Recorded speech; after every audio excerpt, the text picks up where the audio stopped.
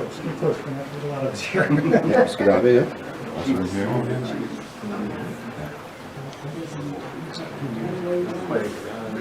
Good job.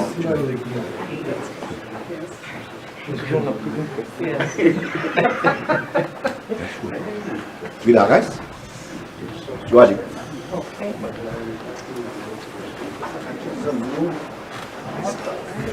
Yeah.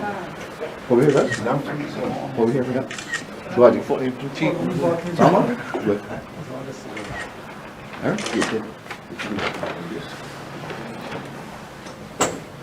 Quick, all out to you. Nina Delusia, Sakamo, Libra Jenny, Leo Sony.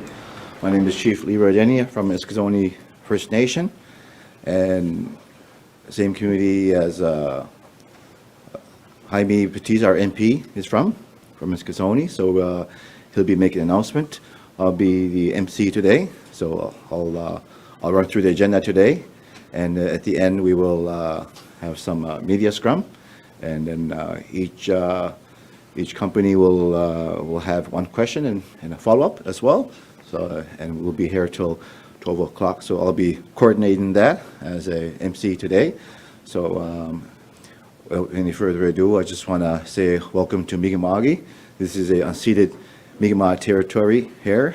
We're gathering here in Jabuktuk, Mi'kmaq. So it's an honor and pleasure for me to introduce our panel today of chiefs and councillors and supporters from to stand behind our MP, Jaime Battiste. And before we start, I'm going to ask our Chief Deborah from Mazalba and Yarmouth, so she'll be doing a opening prayer. So, Chief.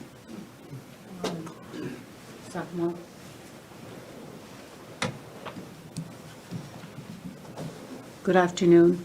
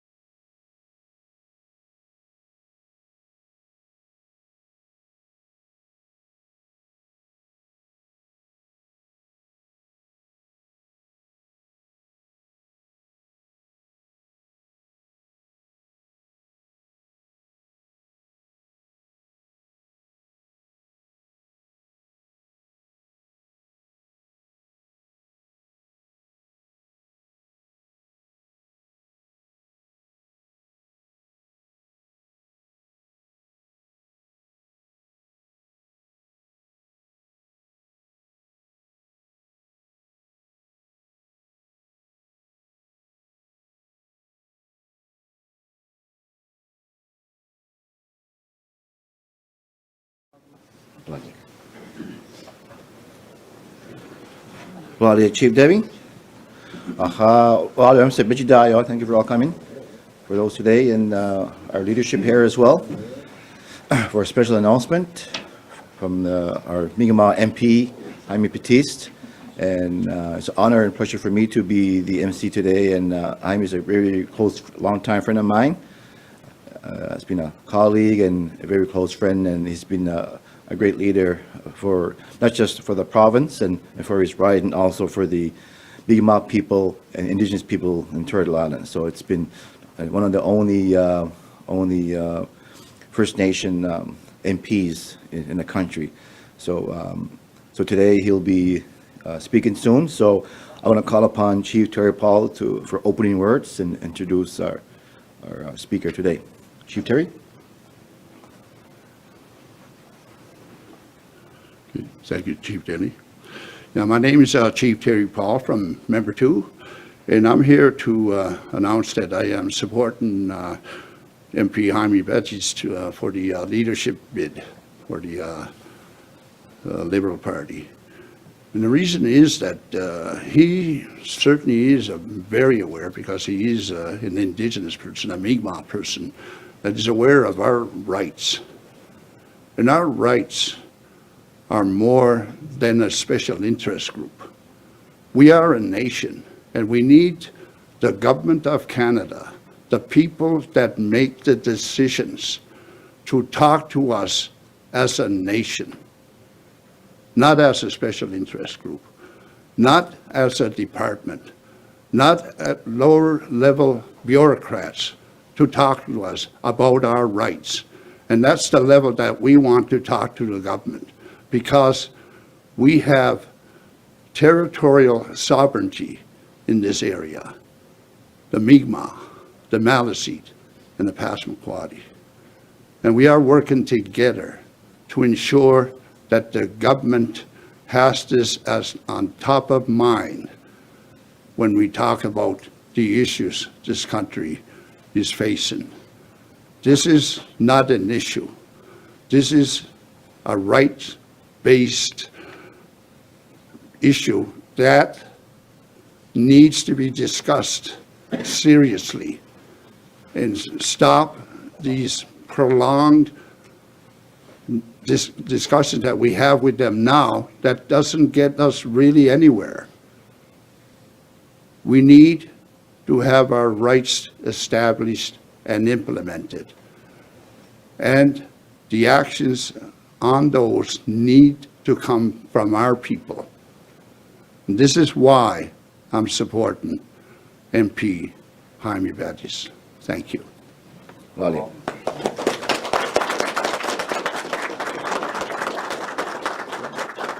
Claudia Sama. Yeah, and before I introduce our guest speaker today, and again, one of the people that encouraged Jaime Battiste to really, it's a big opportunity for me, to become a first Indigenous, first Mi'kmaq person to run, or even to become a Prime Minister of Canada. This is the opportunity. I really encouraged him for his background, his education in law, and as a parliamentary secretary, he has the tools, he has everything in his toolbox to make sure that he can also run this country like any other party leaders that are running for the bid, which I respect them all. And so that said, again, as a close friend, I really encouraged him, because we didn't really hear the Indigenous issues in the forefront. We didn't hear them, and a lot of talks has been talking reconciliation. That's very important. The economy today, tariff threats, and everything that is happening, that our people are being left behind, and we should be involved in people, because this is the unceded Indigenous territories in our lands, and we should be in the forefront, be involved in these discussions. So without further ado, I'd like to introduce Member of Parliament Jaime Battiste.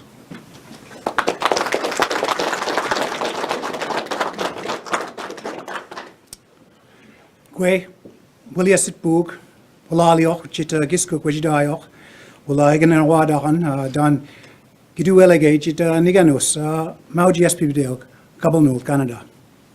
Bonjour, merci beaucoup de m'avoir donné l'opportunité de parler avec vous aujourd'hui. Greetings, good morning. I want to first off by starting off by acknowledging that we are on the ancestral territory known as Mi'kma'ki. I'd like to acknowledge the Mi'kmaq and Wolastoq leaders who are here. I'd like to acknowledge my family who've been supportive, my campaign team, and I'd like to acknowledge MPs Dr. Marcus Pulowski and Jenna Catwin for helping lead my exploratory committee.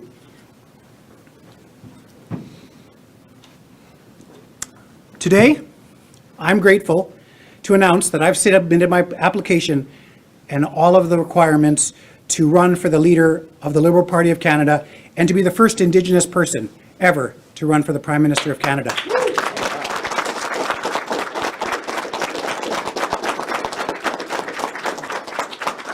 Over the past several days, many have asked me why. I've often said it's because I was urged by Indigenous leaders from across Canada. But I've given it some reflection, and, you know, I believe in our liberal policies. I believe in the National Food Program. I believe in affordable childcare. I believe in dental care. I believe in pharmacare, because I believe Canadians truly care. These policies, these supports for Canadians all across our country, if the Conservatives come in, are all in jeopardy. However, in a lot of parts of our country, these have not been completed. And I believe we have unfinished business for a shared dream for our country that my Liberal colleagues and I want to ensure for all Canadians. And I have a balanced vision for Canada, focusing on quality of life, sustainable growth, and advancing reconciliation. We can't afford to go backwards with reckless Conservative cuts that value profits over people. I know Canadians are concerned about the future, whether it's the cost of living, the uncertainty of a second Trump presidency, or the climate crisis the world is facing.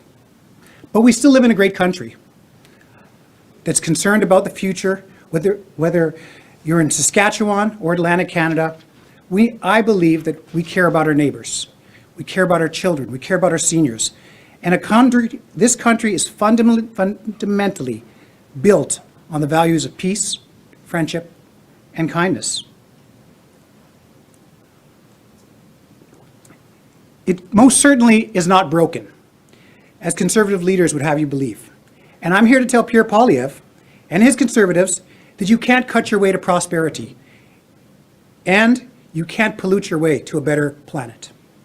In Mi'kmaq, we believe in what is known as Nedigalimk, that we have shared responsibilities to our family, to our communities, to our nation, to our ecosystem. I fundamentally believe that we are connected to our environment. You know, there's a seventh generation prophecy in Indigenous circles that for 6 generations after the coming of Europeans, that we as Indigenous people would suffer, but that the coming of the seventh generation would bring a cultural resurgence, a reclamation of Indigenous wisdom to share with the rest of the world.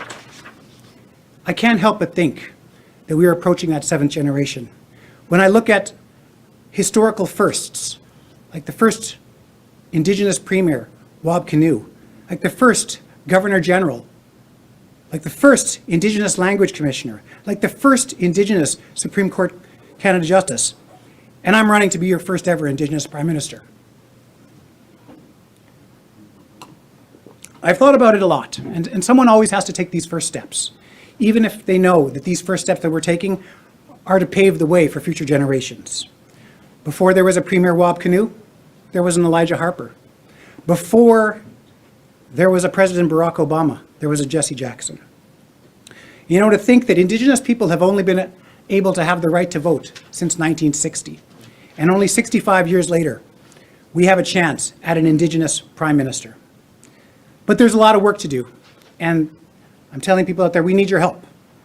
We're not done by a long shot. This is just the first hurdle that we've got to today. But I'm going to keep going. I'm going to keep fighting. I was a boxer at one time, and they told me as a boxer, you fight till the bell rings. And that's what I plan on doing. But we need people to take action. We need people to go on my website. We need people to sign up at JaimeYBattiste.com. We need people to sign up for the Liberal Party. We need people to sign up for my declaration of support. And we need people to donate. But most importantly, you know, we need to get people excited. And as an Indigenous person, I hope that we're getting Indigenous youth excited. They don't know the strength that they have. All you have to be is 14 and over to vote. But friends, I can't do it without you. And so with that, I'm concluding my remarks. I have to get to the airport for a flight at 1:20, so I might be able to take a few questions. But to steal a phrase from one of my favorite movies, Smoke Signal, it's a great day to be Indigenous, but I also believe that it's a great day to be Canadian. Olalio, thank you. Miigwech, merci.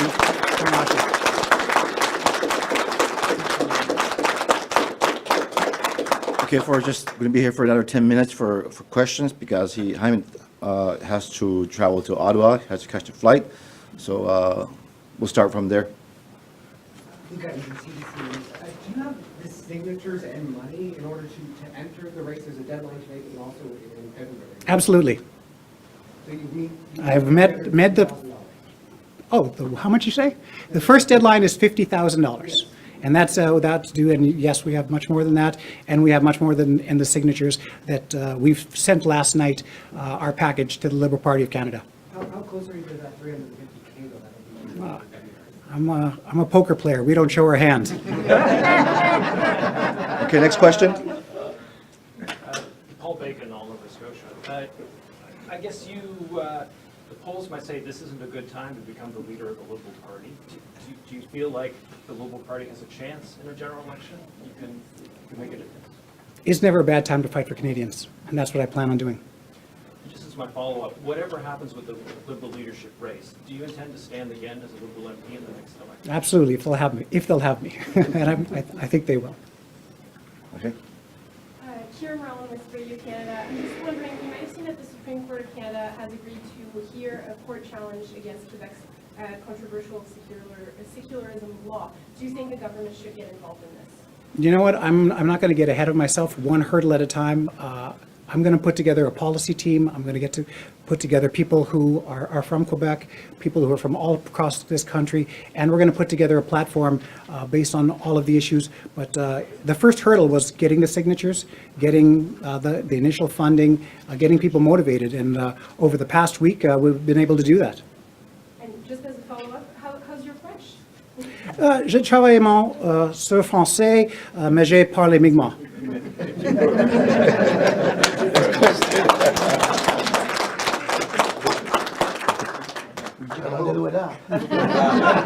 I said I'm working on my French, but I can speak Mi'kmaq. I'm bilingual. I'm working on trilingual. I've been taking French classes since the grade 4. We started in Eskasoni taking them. I can read and write in French. My comprehension's pretty decent, but conversationally and debating, I look forward to the challenge to do better. Okay, next question. Go ahead. You have competition in your own riding, and Manly is declared as a candidate for the Conservatives. What do you think your chances of winning your own riding, let alone the leadership? You know what? I've always embraced being the underdog role, and every time I've gotten involved in any kind of federal politics, from the nominations to 2 elections, I've never been picked to be the winner, and so if they keep betting against me, I'll let them. Follow up? No? Next question. APTN? Yes. You mentioned how important this is for Indigenous people and how historic today is. Just this step, congratulations.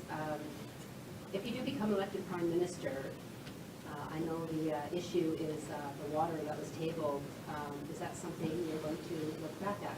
Well, I think that we need a Prime Minister who's going to be able to reach across the floor and get buy-in from at least one party to continue the important work that I've talked about, not just the First Nations Clean Water legislation, which I tried to get to Senate by unanimous consent. The Conservatives said no to that, despite working very collaboratively in committee with them on all of the issues that they had said. But there's a lot of important legislation. There's also the $48 billion negotiation that is currently off the table. I think that my first steps as a Prime Minister would be to reach across to the NDP, to the Bloc, and to try to figure out if there is an appetite to ensure that these key legislation pieces move forward, because I think that we need a leader who's going to be able to be collaborative with other parties, because we're still in a minority government. And I think that there are fundamental pieces, not just to Indigenous communities, like the ability to have their own watersheds protected, the ability to have child and family services money flow to our communities, that we just can't afford to go to a community in March. We need to give ourselves the ability to a little bit to move forward on these and get to royal assent, because they're going to be crucial to so many people across this country.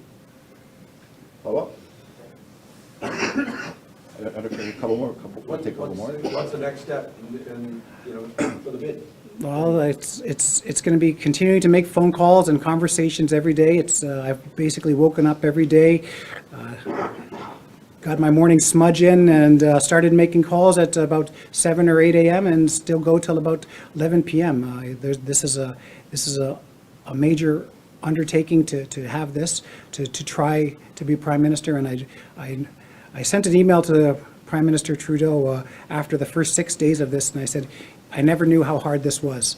And I could not imagine how hard this was for you, not only for the last 9 years of a Prime Minister, but also in running for the nomination for the Liberal leadership for 10 years of doing this. You know, it's something that it can be overwhelming, stressful, exciting, but also very energizing at times, all in the same breath. And that's why, you know, I'm excited to do this, and I'm excited to continue going. But actually, the next step is going to the airport to meet my colleagues in Ottawa. And I really have to thank dozens of MPs from all across this country who helped me and got signatures for me and got people excited about supporting the first ever Indigenous candidate for Prime Minister. And so I really need to be going to the airport, but I really thank everyone for being here.